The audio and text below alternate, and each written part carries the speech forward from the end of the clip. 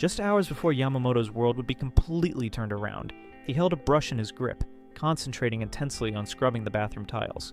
His attention then shifted to the drain, which he cleaned with meticulous care. This was our main character, a first-year college student. During his regular cleaning routine, he discovered an odd satisfaction in watching dirt disappear. Perched on a stool, he prepared to add the finishing touches, certain he'd leave the bathroom immaculate. Our protagonist believed cleaning was wonderful, because the harder he worked, the cleaner everything became. Cleaning, in his view, consistently rewarded effort, unlike people who could be unpredictable and unjust. Upon completion, he wiped away his perspiration, and grinning, told himself the sensation was amazing. When he glanced at his phone, however, he was startled by the time. After all, he needed to get to his part-time work. Still, he noted that while night shifts paid more, the shop was located in a residential neighborhood and barely received customers after dark, making things more peaceful. Already at work with his chin resting in his palm, he contemplated how tedious it all was. Seated before the register computer, he reflected that even for a night shift, business was slower than normal, and he even questioned whether the store could survive operating this way. Something on one of the security monitors grabbed his attention. He spotted the silhouette of a customer entering the establishment. Soon, the customer approached the counter and set her items down. He was quickly taken aback when the customer addressed him by name. She mentioned it had been quite some time since they last encountered each other, and he immediately recognized the voice with ease. Our protagonist was stunned, hardly believing who stood before him. It was her, a former classmate from high school. Her name was Hayashi. He couldn't fathom that she was also living in Tokyo. Hayashi then inquired if he lived in the vicinity, and he responded that he resided in a nearby apartment. Returning the question with a subtle smile, she confirmed that in a sense she did as well. Next, she asked which university he was attending, and upon learning it was University K, she praised him, saying it was remarkable and that he had always been intelligent. That exchange had left him utterly bewildered, and he wondered why on earth Hayashi was engaging in casual conversation with him. While scanning her purchases, he observed that something like this would never have occurred in high school. Only 4 months had passed since graduation, and she appeared completely transformed. His mind then transported him back to their high school days, recalling what Hayashi had been like then. In his memory, she appeared in class, yawning without concern for anything surrounding her. Suddenly, an eraser tumbled from her desk. Quickly, he turned his head, looking at the object beside him. Meanwhile, the girl gazed absent-mindedly through the window, her face resting in her palm, completely oblivious to her belongings. At that moment, a dilemma entered his thoughts, and he wondered whether he should retrieve the eraser or simply ignore it. Muttering to himself, he decided it was better to pick it up, imagining that if he didn't, she'd likely complain later. So he bent down and collected the eraser from the floor. However, when he turned around, he was startled because she was staring at him with revulsion. Still, he placed the eraser on her desk, mentioning she had dropped it. Her reaction, however, was pure contempt.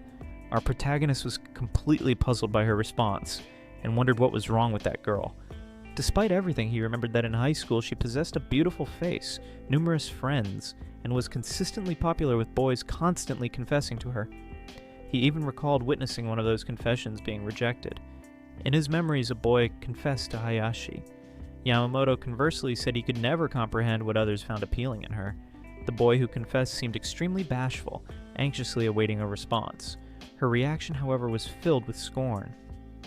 She placed her hand on her hip and released a frustrated scream, leaving the boy completely stunned. Due to such behavior, at some point she earned the nickname the Arrogant Queen. Returning to the present, he concluded he had no pleasant memories of her, and that it was best to avoid involvement. So, adhering strictly to his job, he asked if she needed a bag. However, glancing away momentarily, something caught his eye. Her wrist revealed bruises. Shocked by what he observed, he gestured toward her arm. Caught off guard, Hayashi quickly grasped it, attempting to conceal the marks. Concerned, he asked what had happened to her arm. She in turn just looked away, remaining silent and visibly uncomfortable. Nervously, she gripped her shirt sleeve tightly. In his thoughts, he found it strange that she was wearing long sleeves in the middle of summer. He concluded that it wasn't normal, and that she was probably hiding something even worse beneath. His worry increased, and he was certain that whatever was concealed under that blouse had to be more serious. Then, with a melancholic smile, she admitted that she had been struck, and that the one responsible was her boyfriend. The revelation left him completely paralyzed. Attempting to learn more, he inquired about her boyfriend. Soon she explained that he was at home and that they cohabitated. However, Hayashi didn't seem concerned and, acting like her former self, turned her face away, annoyed by his questions. Then she scolded him, saying he always spoke too much. Without uttering another word, she turned and walked toward the exit, leaving him behind. With that, he concluded with a sigh that she always despised him, and he tried not to care about the situation. However, her words resonated in his mind. He remembered how she had confessed her boyfriend struck her and wondered why, of all people, she had revealed that to him. Then it occurred to him. He asked himself if the feared queen had shown him a vulnerable side, but he soon panicked upon realizing she was returning home, fearing her boyfriend might harm her again. Driven by impulse, he called out to her with a hesitant voice. Then he leaned over the counter and shouted for her to stop. Determined, he made an unexpected offer, telling her to stay at his place that night. Her reaction, however, was filled with anger, and upon noticing his expression, she misunderstood everything, thinking he had ulterior motives, when in fact, he only wanted to help. With his hands raised in surrender, he tried to explain, assuring her he wouldn't do anything and that if she didn't trust him, he'd give her his spare key and spend the night at an internet cafe. Our protagonist simply insisted that she not return home that night, or better yet, that she seek out her parents and return to their house. But the girl revealed that her parents had disowned her, which left him completely shocked. She then explained that when she told them she'd be living with her boyfriend, her parents became furious and threatened to cut her off. Because of that, she ended up dropping out of college. With that, a heavy silence fell over the place, as the two remained standing before the counter. Still releasing a sigh, he insisted that she shouldn't return home that night. He then said he'd get the spare key and would also send her the address by text. However, to his surprise, she declined, saying she didn't need the key, which left him confused. Hayashi then said she would wait, and with her head down, she finally clarified that she would wait until his shift concluded. As she spoke, her hands nervously twisted a lock of her hair, revealing her anxiety. Then he said his shift would end in about an hour and suggested she read a magazine or something to pass the time. While waiting, he remembered how Hayashi had been in high school, the queen, who was always surrounded by people and seemed beloved by everyone. However, he thought that image didn't match the girl standing there now. The sight of the bruises on her arm returned to his mind. It left him completely speechless. Shortly after, they arrived at the building where he lived. Upon entering, he boasted about how tidy the place was, but she, with her usual bluntness, commented that it looked more like it was empty. He then asked her to sit and said he would get her some barley tea. As the ice cracked in the glass, he thought that even at that moment, Hayashi's presence in his room felt completely surreal. Soon, he concluded that even though everything had happened naturally, the situation still made him extremely nervous, even if he had no intention of doing anything with her. She then picked up the glass and drank the barley tea in a quick gulp. Breaking the silence, and Hayashi remarked with a slight smile that she couldn't believe she now owed him a favor. He, on the other hand, said he didn't see it that way since he had just done what anyone would have done. She then started to open up and said they both needed time to cool off. Trying to understand better, he then asked if her boyfriend was just in a bad mood. With a somber expression, she confirmed, explaining that he didn't usually strike her and that it only happened when things went poorly at work, so she said she should support him better. Surprised, our protagonist commented that this wasn't something the Hayashi from school would have said. Annoyed, she told him to shut up, saying, "People change." Her words made him thoughtful, and he reflected on her idea of hoping it was just a bad day. With that, he said that if her story was really true, maybe he shouldn't have told her not to go home. However, ignoring his thoughts, he said she could spend the night there. Surprised, she thanked him. Still teasing him, she remarked that he too was saying things he never would have in high school.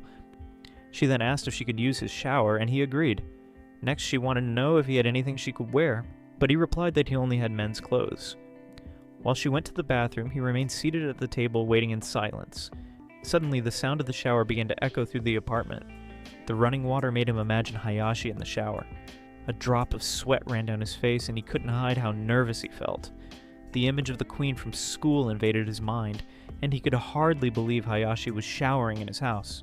Yamamoto then looked at his watch and thought that maybe he should change as well. His thoughts, however, were interrupted when Hayashi stepped out of the bathroom, saying the shower had been really refreshing. He turned and, visibly flustered, could only stammer. Smiling as she dried her hair with a towel, she commented that his bathroom was excessively clean. However, when he glanced downward, His eyes widened in pure shock at what he saw, because her legs, now exposed, were covered in multiple bruises. He then remarked regretfully that it looked really severe. Hayashi, in turn, just said her boyfriend was a lost cause.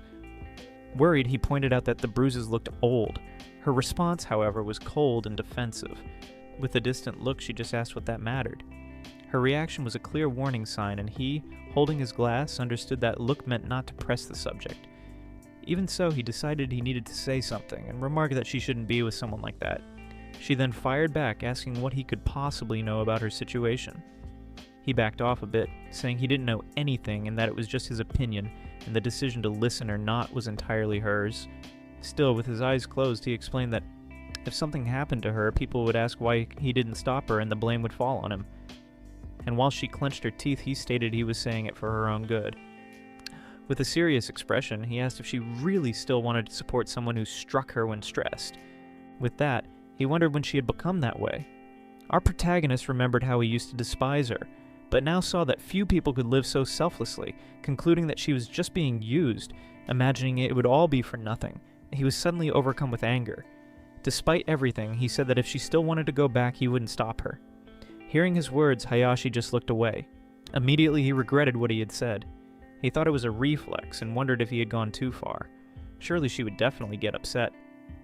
Even so, he resigned himself to the situation, thinking that if she didn't take his words seriously, there was nothing else he could do. Then, with a sad smile hugging her knees, Hayashi agreed that it would all be awful.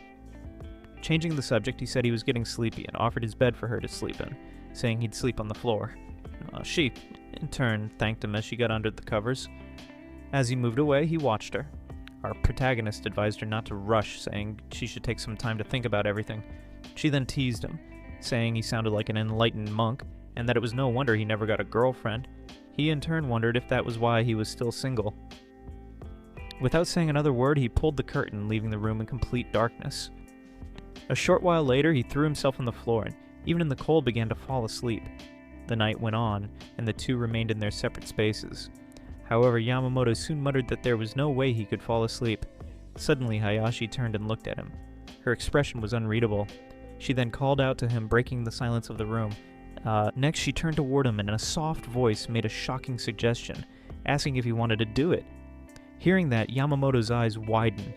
He panicked, stammering and asking what she meant by it. Desperate, he explained that he had only let her stay on impulse and that he hadn't intended anything else. Sweating cold, he wondered if she was just messing with him. Suddenly, his body was wrapped in an unexpected embrace, and he let out a scream. Then Hayashi started laughing and surprised. He asked what she was doing. With a subtle movement, she slid her leg over his, getting even closer. Completely confused, he asked if she had embraced him just to see if he was awake. Totally embarrassed, he asked who had given her permission to embrace him. But whispering in his ear, she said it was just an embrace.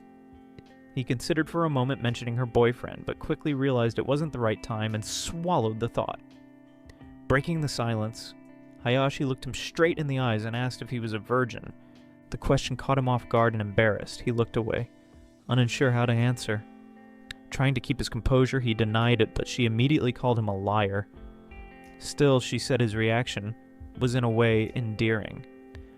Completely embarrassed, he told her to shut up. In an impulse, he grabbed her wrist. His expression, however, turned serious.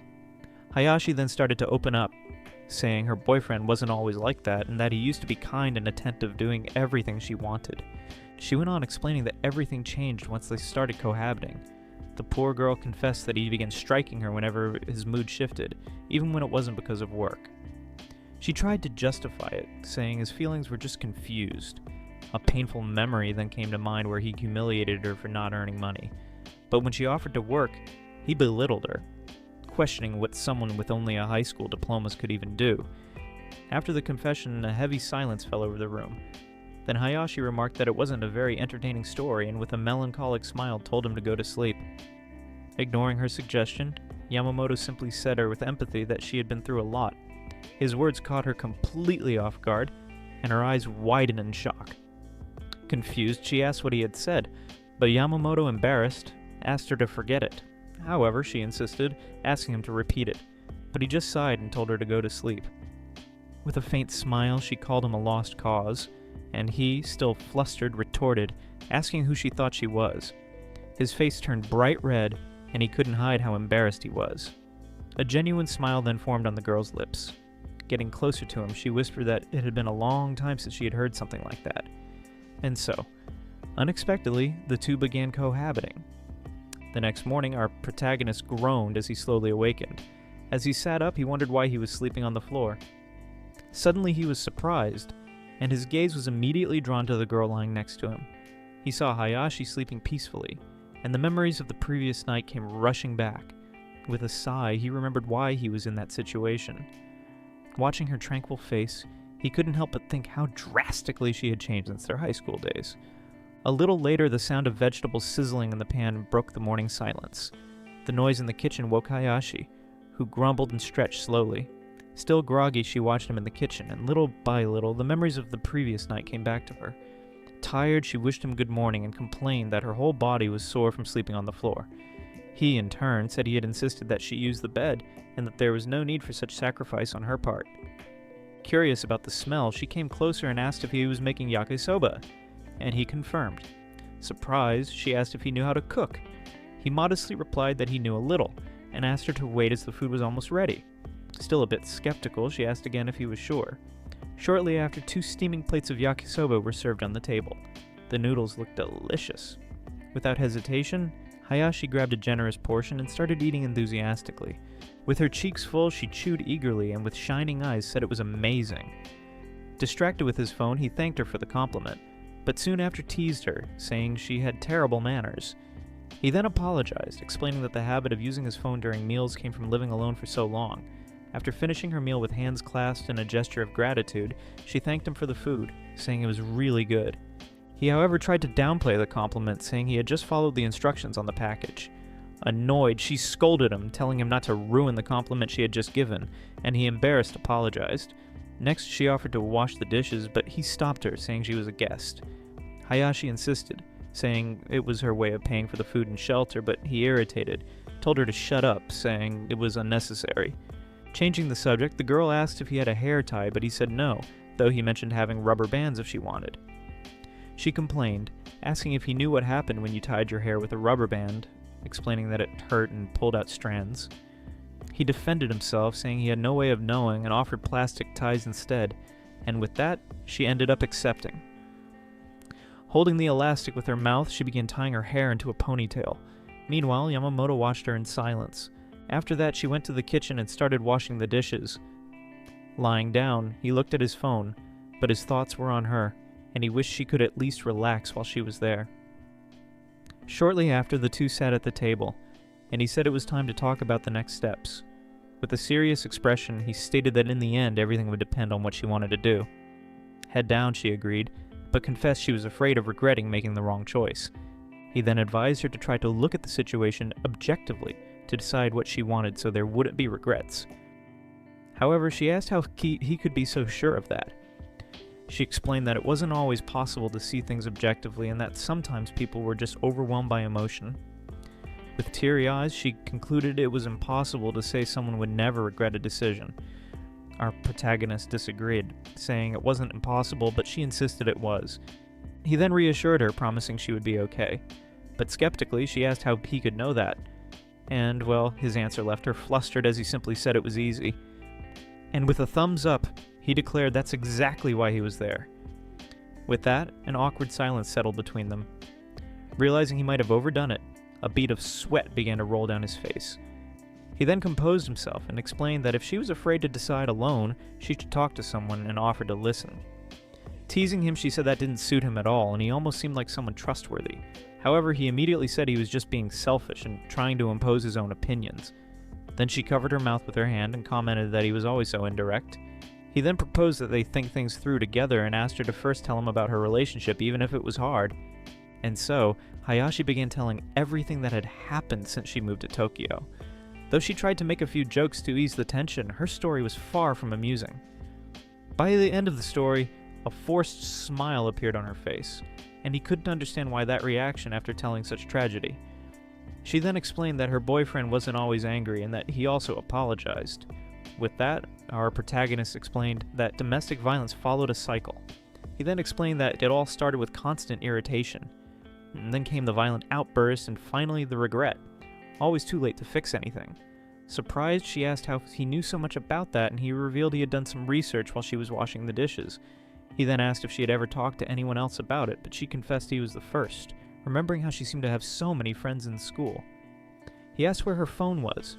With a downcast look, she said she didn't have one, explaining that her boyfriend always insisted it wasn't necessary since she just needed to have him around. The revelation made him uneasy, and he asked if her boyfriend had broken it. She then confessed that because of that, she had lost all her contacts, and since he wouldn't let her have a new phone, she felt completely trapped. Hearing that rage took over Yamamoto and his fists clenched tightly on the table, he reflected that initially his intention was only to intervene to ease his own conscience in case something happened to her, but in that moment, his perspective had completely changed. With unshakable determination, he decided that no matter the cost, even if she ended up hating him for it, Hayashi needed to break up with that guy. Downplaying the seriousness of the situation, she tried to justify the boyfriend's behavior, saying that although he struck her sometimes, he also had a sweet side and could be really endearing. Hearing that, our protagonist wondered how he could convince her. However, to his complete surprise, Hayashi announced she was thinking of breaking up with him, and explained that talking to him had helped her see everything in a new light. Her sudden decision completely caught him off guard. She then agreed with him, concluding that her boyfriend was just using her to feed his own sense of ownership. And well, with her decision made, he said that if she was short, the next step would be to hear his suggestion. He quickly explained that from what he'd read about how abusers clung to their victims, he didn't think her boyfriend would accept the breakup quietly. His warning terrified her, and she shrank at the thought that he might retaliate. He then said he had a proposal, and the goal was to make the ex-boyfriend not want anything to do with her anymore. Worried, she asked if he was planning to hurt her ex or something like that, saying it would be too much. But he said first there were places they needed to go, starting with the hospital and then to the police station. In disbelief, she asked if his proposal really involved the police. He then explained that they would file a report and detailed his reasoning, stating that if the ex-boyfriend was under police watch and had a record, he wouldn't be able to get close to her. However, Hayashi hesitated, asking him to wait and questioning if they really needed to go that far. He in turn began listing reasons, reminding her that her ex had left bruises all over her body and made her cut ties with everyone, including her parents, who had disowned her because of him. Our protagonist emphasized that the ex had destroyed her phone, leaving her completely isolated with the clear intent to imprison her. With that, he confronted her directly, asking if even after all that, she still didn't want to involve the police. A heavy silence settled in the room and Hayashi remained with her head down. Yamamoto watched her, patiently waiting for an answer. However, the bruises on her legs seemed even heavier in that moment, and he confronted her, asking if she hadn't said she was ready to leave him. She argued that breaking up and pressing charges were two very different things. And, well, to her surprise, he simply agreed, saying he understood, and that they wouldn't go to the police, which left her stunned. Our protagonist then explained that he was just someone she was talking to, and even if he thought it was the right move, it was natural that she felt differently. Hayashi agreed, and asked that likewise if something bothered him, he should just say it just as she had. He then said that in that case, he asked that she take what he'd said a little less seriously. With that, the girl also said he could speak up if there was ever something about her that bothered him. With that, he said doing things that way was more efficient. She then said he could have phrased that a bit more gently, but he, with his completely robotic way, asked what that would even sound like. Anyway, he clarified that they wouldn't go to the police for now, since it wouldn't make sense if it only caused her more pain. At which she replied that he should have said that from the start. He then continued, suggesting she stay at his place for a while. Immediately she pulled away, misinterpreting his intentions and asking if that's what he had wanted all along, leaving him confused about what she meant. Annoyed, she called him pathetic, and he in turn shouted, asking what she thought he was trying to do. He then explained his logic, reminding her that since she lived with her ex, she couldn't just go back there, which made her realize her mistake. Next, he mentioned that her ex was probably already looking for her like a maniac at that very moment. He said that was exactly why he had made that suggestion, and recommended she not leave the apartment for a while, to which she reluctantly agreed. He then said there was one more thing, something she would need to do even if she didn't like it, and she curiously asked what it was. Suddenly her eyes widened. In his mind, Yamamoto hoped she would understand the situation, because if she did, everything would go much faster. Completely tense, Hayashi nervously gestured as she covered her chest with her hands. But then she made it clear she wouldn't mind. After all, in the end, he was just trying to help, and that was enough for her to accept it. Hearing that, Yamamoto immediately realized she was misunderstanding everything. He realized that once again, she had gotten the whole situation wrong.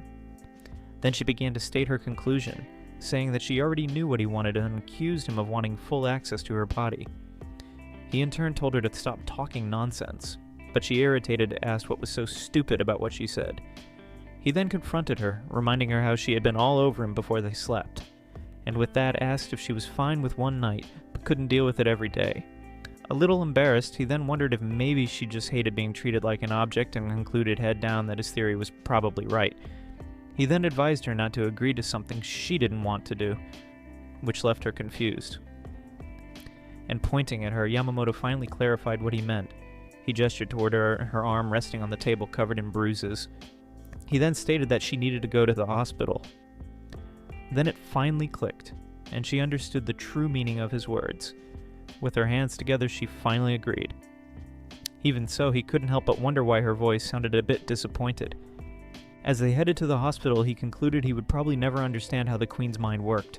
The medical report made it clear how serious the situation was, pointing to bruises scattered across her body and a torn ligament in her wrist that required immediate attention. After leaving the hospital, the two walked silently along the sidewalk. The atmosphere between them was heavy. Yamamoto recalled how, at the hospital, Hayashi tried to dodge the doctor's questions about the origin of her injuries. He realized she was trying to avoid the subject and leave as quickly as possible, concluding she still felt intimidated because of her ex-boyfriend. With that, he wondered if it was right to just let things go like that, but he decided it wasn't. After all, she clearly had no intention of pressing charges. Changing the subject, he commented that her clothes looked too warm for the weather. A bit awkwardly, she agreed. Determined to help her in another way, he said they were going shopping since she would need some things. In his thoughts, he concluded the best thing he could do was focus on helping her so he'd be ready in case she changed her mind. Worried, she brought up the money issue, but he reassured her, saying he had a bit saved, though he warned he wouldn't be able to buy her everything. Then she immediately promised she'd pay him back for anything she needed, even if she didn't know when that would be. However, with a gentle smile, he said it was no problem at all. Shortly after, they were already in a store, and Hayashi was looking at a dress. Then she appeared in the lingerie section, cheerfully holding a few bras, which left Yamamoto completely flustered. The next morning, while birds chirped outside, Hayashi continued to sleep soundly. Yamamoto, on the other hand, woke up on the floor groaning from the back pain of sleeping on the floor again. With that, he said he really needed to buy a futon. He got up and, looking at the closet, thought he still had time before his classes and could use it to do a quick morning cleaning. However, his expression changed when he looked at his new roommate, and he quickly reconsidered his plan. He decided it was better to skip the cleaning and instead head to the kitchen to prepare him breakfast. Meanwhile, still in bed, Hayashi turned over, completely oblivious to the world. Soon the sound of sausages frying in the pan echoed there through the apartment. He then prepared a full meal and left it on the table with a note indicating it was for her. Watching her sleep peacefully, he said she should sleep as much as she wanted to recover.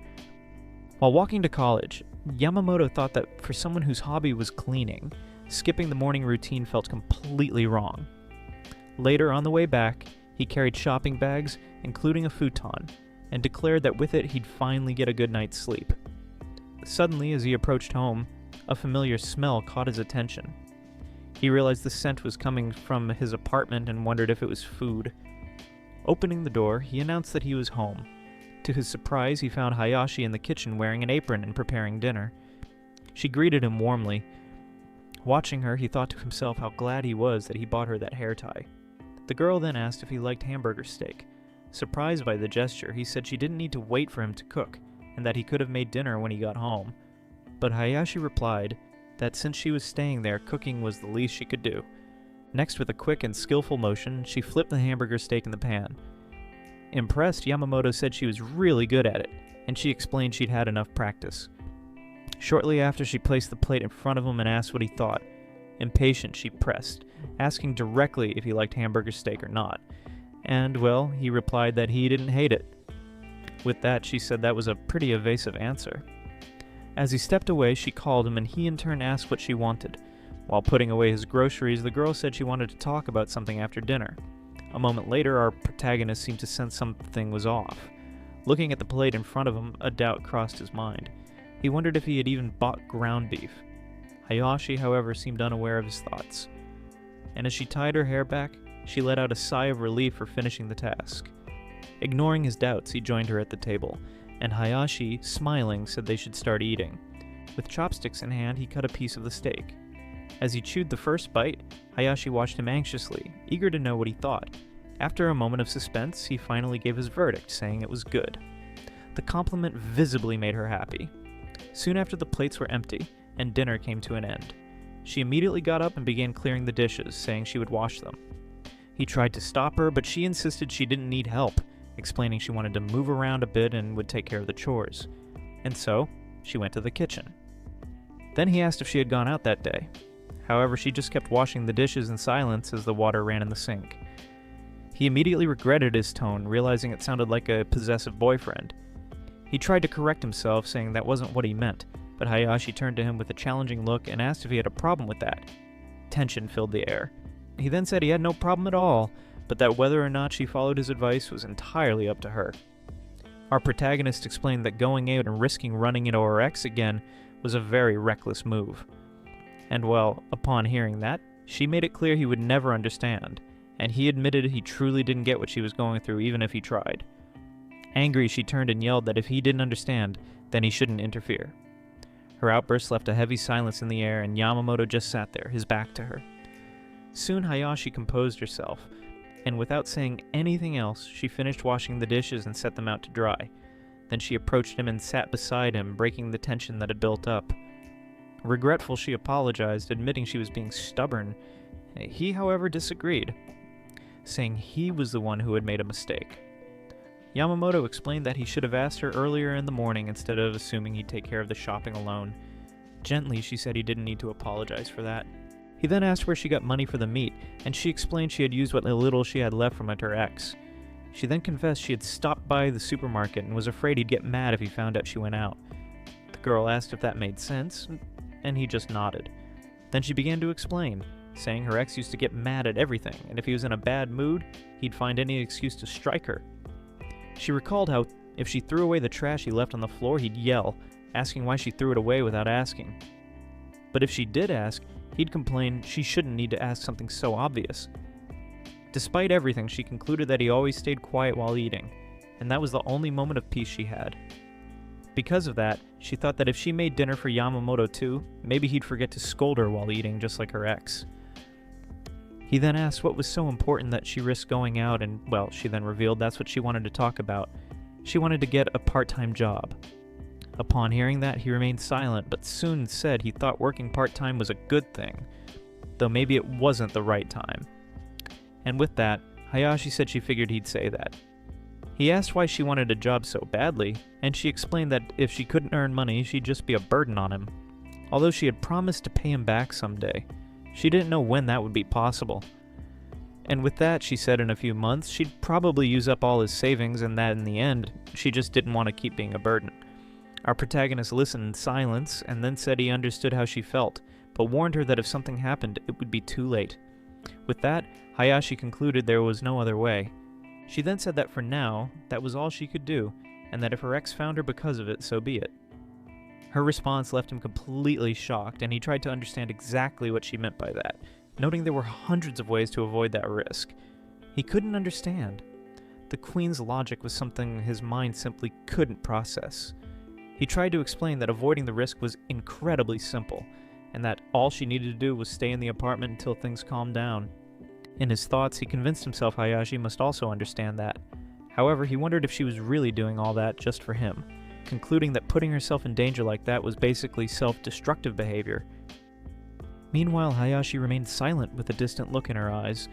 The marks on her legs served as a constant reminder of the violence she had endured. Soon, he reflected on everything she had been through, realizing the abuse went beyond violence, involving control and manipulation. It was strange to see someone who once seemed so confident now, so fragile and lost. He remembered that it had only been 4 months since graduation, and 3 since college started. And in that short time, she met her boyfriend and moved in with him. The speed at which everything had happened left him perplexed, and he wondered what the hell that guy had done to her. Then he picked up his phone and asked her to take a look. She approached and looked at the screen, and, well, the phone showed the balance of his bank account, 1.5 million yen.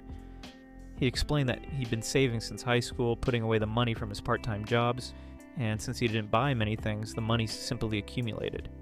Then he showed her his budget app. He explained that his income came from his scholarship and part-time jobs, and his rent was covered by his parents. Our protagonist said that while counting the scholarship as income was debatable, he managed to save money every month. And with her there, the only thing that would really increase was the food bill. With that, he concluded that since she planned to pay him back eventually, helping her wasn't a big deal. And that basically she didn't need to get a job. She however argued that it was his money, that he had earned it for his own use. But he said he didn't mind using it for her. Hayashi insisted that there was no reason for him to spend his money on her, but he countered that there was, which made her call him a liar again, but he denied lying. She, however, snapped, yelling that he was... and well, that left a heavy silence hanging in the air. Desperate, she said he had no reason to take her in or keep her there, and that he would only end up caught in whatever mess she brought along. Head down, she seemed to agree with her own fears, admitting that she had nothing left. Meanwhile, Yamamoto just watched her despair in silence. In his thoughts, he reflected that he had already suspected her reason for wanting a job for his sake wasn't the whole truth. Our protagonist concluded that maybe it was partially true, but the other half, the reason she was willing to risk working, was to regain the dignity that had been taken from her. Then he said that yes, there was a reason why he wanted her there. She, however, called him a liar, but he insisted he wasn't lying. He then confronted her, asking if she hadn't been doing the house chores, and well, that simple question made her stop yelling. He explained that he didn't hate cleaning, but with school and work, the mess piled up, and it helped to have someone take care of it. Incredulous, she asked if he was serious, and he, with a firm look, said he was a man of his word. He then detailed his obsession with cleaning, explaining that if he saw a bit of dust on the TV, he'd clean the whole room, and if he spotted water stains on the washing machine, he'd scrub the whole drum. But he had college and a part-time job, which meant he simply didn't have enough time to do everything. She then asked if he was saying that if she took care of the cleaning, everything would be solved, but he immediately yelled that she was wrong. Surprised, she asked what he meant, and, well, he said that cleaning was his job. Our protagonist explained that it wasn't something sacred, but that cleaning was his hobby and his life's purpose. That statement left her completely speechless. He then explained that if she did everything except clean, he could focus 100% on his passion, and that was more than enough reason for him to lend her money, even though she thought that was a stupid reason. He changed the subject, saying the hamburger steak was great, and thanked her for the meal. Meanwhile, Hayashi wondered what the hell had just happened. Then she said maybe she would cause problems, but he impatiently said that sharing a home was exactly about dealing with that kind of thing together. Head down, she finally gave in, agreeing to stay and saying that for now she wouldn't look for a job. Suddenly she called out to him, and out of nowhere she made an unexpected proposal, saying she'd make him a bento for school, which left him confused, not quite understanding the reason for the sudden offer. She explained that the idea was to cut down on food costs and that she'd prepare lunch for both of them, which made sense to him. He agreed, saying it would definitely be cheaper than the cafeteria and that there was no reason to waste money. With that, he accepted the offer, saying he appreciated the gesture. However, a moment later, she hesitated, seeming like she wanted to say something more, and he, curious, encouraged her to continue. Then she shyly said she wanted to know what he liked, but quickly clarified she meant food. And, well, the way she asked caught him off guard, and his heart skipped a beat for a moment. He was visibly confused by his own reaction and not understanding why he was so shaken by a simple question. Later, he continued reflecting on what had happened, wondering if something had stirred inside him. On the third day of their coexistence, Yamamoto woke up on his new futon, surprised and relieved that his body didn't ache, mentally thanking himself for buying that beauty. Looking at his phone, he saw it was only 4:30 in the morning and decided not to wake her since that would be rude. Despite the early hour, his desire to clean took over, and he started thinking about a place he could clean quietly. His search for a silent spot led to only one conclusion: the bathroom. Shortly after, Hayashi finally woke up and while stretching, sleepily greeted him, "Good morning." From the bathroom, he responded to her greeting. Then she got ready for the day, putting toothpaste on her brush. And in front of the mirror, she began brushing her teeth peacefully. While getting ready, she asked if he always got up that early, and he confirmed that he usually did. while sipping something, she remarked that he always woke up early. He, a bit surprised, said she had just repeated the same thing seconds earlier. Our protagonist then concluded that she was probably still a little sleepy. Next, she recalled that he had always arrived early back in high school, too, and he simply confirmed.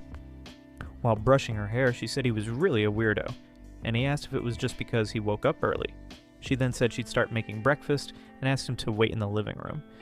A short while later, while this food was finishing, he sat in front of the TV to watch the morning news. Then, seeing him approach, Hayashi asked what he was doing. Yamamoto said he knew how to carry his own plate, stressing that it was his place and she was the guest. He then asked her not to go out of her way like that. Suddenly she snapped, saying he was really annoying, and then yelled at him to just sit down and shut up. Completely confused by her reaction, our protagonist wondered why she got so angry. Once again, he said he didn't really understand that girl, but thanked her for the food. Then he asked Hayashi to give him the bathroom for a second since he needed to change, but she said he could just change right there. He in turn thought she probably wouldn't want to see him in his underwear, but remembering she had lived with a guy before, he concluded she was probably used to seeing men undressed. With that, he said he'd change in the bathroom, thinking he should have done that from the start. Then he took off his shirt, and right after, he put his dirty clothes in the washing machine. Suddenly, the door opened and Hayashi announced his lunch was ready, which made him scream in surprise. At the door, she watched as he finished getting dressed. Then finally, our protagonist thanked her for the food. Next, she asked what he was doing, and he, visibly flustered, said he was just getting dressed. Hayashi then asked why he had screamed, and Yamamoto explained it was because she opened the door so suddenly. Annoyed, she called him rude, and he in turn told her to shut up. Despite the argument, a smug smile formed on her lips. Then she stepped closer and suggested that deep down he only acted that way because he didn't want to be seen naked by her. Cornered, he asked if she had a problem with that, to which she said no, but quickly added seductively that she wouldn't have any problem showing her body to him. Completely confused, the fool asked what kind of weird competition that was, and dodging the awkward situation, he grabbed his lunch, thanked her, and said he was heading to class. As he walked away, she smiled and mentioned that she had packed something he liked in the bento. Surprised, he just awkwardly thanked her. While putting on his backpack, he told her he had work that day and would be back late. And she simply said she understood. However, before leaving, he let out a long sigh. The gesture caught her attention, and she asked what that was about, and he explained that he was just thinking about how annoying work was. Her reaction showed surprise, and she said she didn't expect him to complain, thinking he always took everything seriously. But he said that, in fact, he did. However, the poor guy clarified that since the job paid poorly, sometimes he really didn't feel like going. His honesty made her smile softly. With that, he asked what was so funny, and she, still smiling, replied, it was nothing, but that even though he complained about work, he seemed much more willing and eager to help her. He in turn said that was obvious. After all, her food was amazing. Hearing that, she looked visibly happy.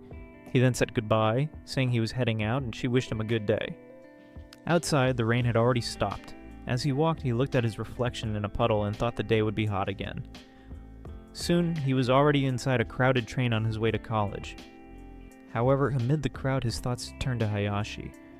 Honestly, he didn't believe time would solve her problems, and he concluded the situation didn't look good. He imagined that if too much time passed and she encountered her ex again, the guy would be even more bitter and violent than before. In his mind, the scene grew even darker as he was sure that if the ex dragged her back, the control and abuse would only get worse. On top of that, he realized another problem. The more time passed, the harder it would be to get help from the police. He could even picture the scene at the police station with an officer asking why the assault had been reported months after it happened and why they hadn't sought help sooner. Despite that, he concluded that reporting the incident as soon as possible was still the best option. However, he realized he had already messed everything up since he had agreed not to involve the police. He knew that if he brought it up again, she would simply reject the idea. With that, he thought that if he couldn't be the one to do it, maybe someone else could. And so, already in his classroom, his gaze scanned the room in search of a solution. His eyes then landed on a group of girls chatting cheerfully. With that, he remembered Kasuhara Akari, his former high school classmate and Hayachi's best friend. He thought she would be the most suitable person for that task. However, even though they studied at the same university, they had never spoken. Besides, he was worried that she might still be in contact with Hayashi's boyfriend. Our protagonist couldn't just bring up the subject out of nowhere. With his plan in mind, Yamamoto's gaze was fixed on Kasahara, who was cheerfully chatting with her friends on the other side of the classroom. However, a strong hesitation overcame him. He reflected that although his coexistence with the arrogant queen had been surprisingly comfortable, the idea of asking an old classmate for help made him uneasy. After all, he clearly remembered how she belonged to the school's social elite, being even more popular among the boys than Hayashi herself. On the other hand, his own image at school was far from positive. Despite his calm appearance nowadays, he recalled how he was seen as a troublemaker. That reputation came from the many times he had made girls cry with his behavior, receiving the worst insults without caring. Because of that history, he came to the bitter conclusion that someone like him could never have a normal conversation with someone like Kasahara. And faced with that reality, a heavy sigh escaped his lips. After all, that plan simply wouldn't work, which made him start thinking about a new approach to the situation. Later, the vibrant and chaotic sound of the university cafeteria brought him back to the present. That's when, upon opening the bento Hayashi had prepared, he came across a carefully arranged meal. His attention was then caught by a specific detail in the food as he picked up with his chopsticks a small sausage cut in the shape of an octopus. Immediately, an image of Hayashi in the kitchen appeared in his mind, where she was carefully making the little cuts with great dedication. And well, that thoughtful gesture brought a slight smile to his face. With that, he concluded that this new and strange routine was somehow very nice. However, as he walked back home that night, his worries returned. He admitted that he hadn't come up with a new plan yet, but he felt there had to be a solution. From the kitchen, Hayashi turned around and greeted him, welcoming him home. She then said she would start heating up dinner, and he, still near the door, nodded in agreement. She from the kitchen suggested that he take a bath first to relax, to which he agreed. However, upon reaching his room, something caught his attention, because on his bed, there was a change of clean clothes, neatly folded. A little while later, while relaxing in the bathtub, he stated that the water was at the perfect temperature. After getting out of the bath and while drying his hair, Hayashi informed him that the food was ready, and he simply thanked her for the gesture. On the table, a full and well-served dinner awaited him. Completely embarrassed, he wondered if she wasn't pampering him too much with all that care. Our protagonist remarked that it all seemed a bit much, saying that all he had done was come home. However, she quickly explained that this was the kind of treatment she used to have in her old home. And, well, the mention of her former home made him uncomfortable, and he wished she would stop bringing it up, as it always left him unsure of how to respond. However, she stated that actually she was the one who was surprised, and confessed that even though he had asked her not to, she had intended to tidy up the apartment. But she soon discovered that the place was spotless to an almost scary level, without a single speck of the dust. He then remarked that she really knew how to handle house chores, and she asked him why he seemed so surprised by that. Quickly, our protagonist tried to correct himself, saying that wasn't exactly what he meant, but she pressed on, wanting to know what he really meant. And she repeated what he had said earlier, leaving him even more embarrassed. However, she soon reflected that, in a strange way, she should thank him for the whole situation. He in turn advised her to relax while she was there, asking if that wasn't why she had come to him. Hearing that, the girl sarcastically asked why he was lecturing her in her own house, and her natural tone caught him off guard, making him agree that it was a fair question. Then she said he could at least pretend to be a bit more thankful for her efforts. He immediately replied that he was grateful, but that she was trying too hard since the goal was for her to rest. But she simply said she didn't feel tired. His insistence made her frown. Confused by her reaction, he wondered why she was looking at him that way, and again asked her to just do fewer chores. Breaking the tension, she then said she wanted to ask him something, and he, curious, wanted to know what it was. Soon the girl commented that if there was a guest helping with the chores, many people would probably complain later, saying the work hadn't been done properly. He, however, explained his point of view, stating that entrusting someone with a task meant accepting that it wouldn't be done your way, and that if someone couldn't accept that, they shouldn't delegate in the first place. His logic led her to a new suspicion, and she asked if he secretly didn't like her cooking. Yamamoto, however, immediately denied it, assuring her it was very good. He just clarified that he wanted her to take better care of herself, and that she didn't need to wait for him to eat. Hayashi, however, replied that if she ate earlier, she would just end up watching him eat afterward, and watching him eat would make her hungry again. And, well, that simple reason left him speechless. With a sigh, he said that although he didn't agree, he understood her point of view. Despite everything, she declared that she wouldn't slow down on the chores, and he, no longer understanding anything, asked her why. With disarming honesty, she simply answered that it was because she felt bored. He then remembered that her phone was broken and suggested she watch TV, but the girl replied that she found television boring. Suddenly, an idea seemed to pop into his head, and he asked her to wait a moment. Then he got up and went to his shelf, looking for something. With a cloth in hand, he began carefully cleaning a tablet that had been stored away. He then offered the device to the girl, who looked at him completely surprised by the unexpected gesture. Our protagonist explained that it was an old tablet he no longer used, and she, still hesitant, asked if he was sure about that. Even so, he extended the device toward her, and pointing at her, Yamamoto advised her not only to do chores, but also to make sure she had a bit of fun, too. And, well, his words made her smile, and she remarked that the situation was ironic, as people usually told others to work, not the other way around. At that moment, her face blushed, and a genuine smile formed on her lips. Her hands then held the tablet with a delicacy that contrasted with her usual attitude. And with a smile that mixed gratitude and a touch of teasing, she thanked him for the gift. Visibly embarrassed, but trying to keep his composure, he just said it was okay. Next, he also handed her the charger. Excited, Hayashi said she would use the device as soon as she finished washing the dishes and told him to go watch TV or do something else. Sometime later, our protagonist couldn't take his eyes off how happy she had been. Lying on the bed, the girl called out to him, to which he promptly responded. Suddenly, she turned and said she would give the tablet back to him, but only for 10 minutes, which left him completely confused. Then she threw herself back on the bed. Then, like a lightning bolt, a terrible realization hit him, and his eyes widened in sheer panic. Our protagonist realized he had forgotten to erase the device's history, which contained a vast collection of spicy images he had saved. Looking at her, a feeling of relief washed over him, and he said that since she had returned the tablet in time, he owed her one. Without wasting a second, he began frantically deleting the entire history, trying to eliminate every trace of his secret. Shortly after, she called his name again, and he, still nervous, responded with a mischievous smile. She turned and remarked that deep down, he wasn't any different from the others, with the same desires as any boy. Her look clearly showed that she was enjoying his embarrassment. Completely red, he hid his face behind the tablet and asked her to stop teasing him. His reaction only made her laugh even harder, and she threw herself on the bed, laughing non-stop at the situation. Amid the laughter, she teased him, asking what his type of girl was, but he shouted that he would never tell her something like that. The next morning, marking their 4th day living together, Yamamoto was already up, opening the window to begin his cleaning routine.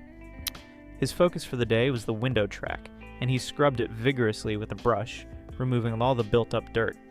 With almost manic enthusiasm, he marveled at the amount of filth he found.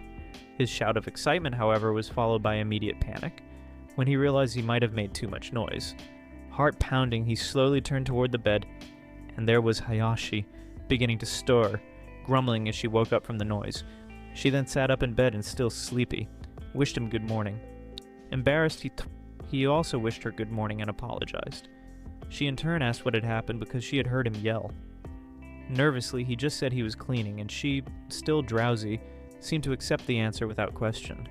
He tried to explain better, saying that the dirt was coming off with magical ease, and that in the excitement of the moment, he had ended up yelling unintentionally. To his surprise, she said she completely understood, which left him stunned, and with a smile, she explained that it was normal to yell when excited about something. And well, the way she repeated those words carried a clear innuendo. He picked up on the double meaning in her words, which sounded much more suggestive than they should have. The girl, meanwhile, just apologized for sleeping too much. While stretching, she confessed she had stayed up late, completely engrossed with the tablet he had given her. Later, during breakfast, he commented that it was great she had enjoyed herself so much that she lost track of time, and she eagerly agreed. Curious, he asked what kind of videos she had been watching, but she vaguely replied that they were just videos. Suddenly, she picked up the tablet and asked if he wanted to see, making him wonder if this was the same person who days before had said it was rude to watch things during meals. The video she was watching told the story of a couple who, to celebrate their anniversary, decided to go to a fancy restaurant. However, even following the dress code, they were turned away by a snobbish employee who judged them by their clothes, claiming they were too poor for the establishment. Disappointed, the couple went to their usual restaurant where the chef, upon hearing the story, was outraged by what had happened. Turns out that chef used to be the head cook at the fancy place, and he declared that the employee's behavior was unforgivable. And well, the next scene showed the chef yelling at the manager about the poor training of his staff, who kept apologizing over and over. As a result, the rude employee was fired on the spot to his utter despair. Soon the video ended with a happy and satisfying conclusion. After that, Hayashi stared at him with shining eyes, eagerly waiting for his reaction. She then asked if he hadn't thought it was good, and he, a bit awkward, just agreed. However, in his thoughts, he reflected that it wasn't like he hadn't liked it, but something about that story deeply bothered him. The truth was, he had never liked that kind of content. To him, using someone else's influence to punish someone seemed petty. He thought that although there was nothing wrong with asking for help, what bothered him was that the protagonists of those stories never showed the will to make the villain pay on their own. In his opinion, those stories were lazy since the characters just complained, waited for someone else to solve their problems, and took no responsibility. And looking at the tablet's history, he noticed with some apprehension that it was full of videos with the same theme. At that moment, Hayashi snapped him out of his thoughts, asking which part of the video he had liked the most. The question caught him off guard, and he, confused, asked her to clarify what she meant. Her eyes sparkled with wild anticipation. Completely embarrassed and sweating, he didn't know what to say. But she quickly broke the awkward tension by calling him, and with a sharp look, she said he hadn't liked the video. Caught red-handed, our protagonist tried to play it off, stammering that it wasn't that at all, and that he had just thought the waiter in the story was dumb. He then nervously asked what she thought, and to his relief she agreed, saying she totally understood that feeling. With that, the poor guy celebrated internally for getting away with it. Changing the subject, he just told her to make sure to get enough sleep, as it wasn't good for her, and she agreed. Later on his way to college, he told her he didn't have work that day and said goodbye. While walking, he thought about her obsession with those videos, and a new theory emerged. Maybe deep down, Hayashi wanted to punish her ex-boyfriend. If that were the reason, he thought maybe he could convince her to go to the police again. However, he didn't want things to be resolved like in the videos. He wanted her to take the first step toward her own freedom. Already on the college campus, the worry hit him. After all, it had been that 4 days since she ran away, and he was sure her ex must be looking for her. Given the urgency, he decided the sooner he solved it, the better, and that he would have to ask Kasahara for help no matter what. He then took a deep breath, gathering all the courage he had for the difficult task ahead, and with renewed determination in his eyes, Yamamoto prepared to act. However, everything had gone wrong, because the next day, he felt like a complete idiot for hesitating and ruining it all. But that day, he was determined to talk to Kasahara one way or another. However, his search around campus proved useless, and he kept wondering where she could be. And frustratingly, the girl seemed to be nowhere. And so, another day ended with no progress at all. On his way home, he regretted his lack of progress, remembering that he only saw her during a French class. However, as he walked inside, disappointed with himself, something on the street caught his attention. As he approached the walkway that led to his building, a chill ran down his spine. He noticed that the lights in his apartment were off, which was unusual and left him uneasy. At that moment, a wave of dread took over him, and his face twisted in pure panic. The memory of Hayashi leaving the house the other day to go to the market invaded his mind. He recalled her saying she was going to prepare dinner so that he could relax and forget his worries. Then the worst-case scenario crossed his mind. What if her ex had seen her that day? With that, an image of a sinister shadow following her down a dark street formed in his imagination. The thought that her ex might have followed her and found out where they lived left him frozen in fear. Gripped by panic, he began running desperately toward his apartment, taking the stairs 2 at a time. While shouting her name, his cries echoed through the apartment as he tried to unlock the door as fast as possible. Heart pounding, he finally got inside. He paused at the entrance, breathless, trying to see something in the darkness of the room. Carefully, he took off his shoes and stepped further into the apartment. Until then, he found her there peacefully lying on the bed with the tablet beside her face. With that, a sigh of relief escaped his lips when he realized she was just asleep. Next, her snoring made him think with slight irritation that this wasn't exactly the response he expected, after calling her with so much concern. However, his anger quickly turned into a smile as he watched her sleep. His gaze then shifted to the clothes drying on the balcony, a sign that life, for now, was continuing peacefully. Deciding not to disturb her, he thought about leaving the tablet there for now. But a murmur from the bed indicated she was waking up. Suddenly, she sat up quickly, apologizing. In her haste to get up, she stepped wrong and lost her balance. In a quick move, he caught her to keep her from falling, holding her in his arms. Worried, he asked if she was okay. Annoyed, she pulled away and told him to shut up. He in turn said that's what happens when you get up too fast. Seeing her sitting head down among the clothes, he said there was no need for such fuss. Still facing away, she apologized again. However, Hayashi felt bad about the situation, saying that the chores should be her responsibility. Distressed, she finally turned to him, regretting that she had neglected her duties. Our protagonist tried to reassure her, saying it was okay to mess up now and then, but she insisted that it wasn't right. The girl then lowered her head and remained in guilty silence, feeling like a burden. With that, Yamamoto didn't know how to handle the situation, but soon he asked why she hadn't done the chores, to which she admitted that it was because she had stayed up late and slept all day. He asked if she had spent the whole night on the tablet, and Hayashi confirmed. With that, our protagonist said the solution was simple. She just needed to stop staying up so late. He said that wasting time feeling guilty wouldn't get her anywhere, and that if there was a problem she just had to fix it. Surprised, she asked if he wasn't mad, but he replied that there was no reason to get angry over house chores. Even with his words, the girl remained downcast. With that, a cold sweat ran down Yamamoto's face. Then he offered to give her a little advice, and she, curious, asked what it was. With a serious and direct look, he said that no one died from making a mistake, and asked if anyone had died just because she didn't do the chores that day, stressing that this was the level of failure they were talking about.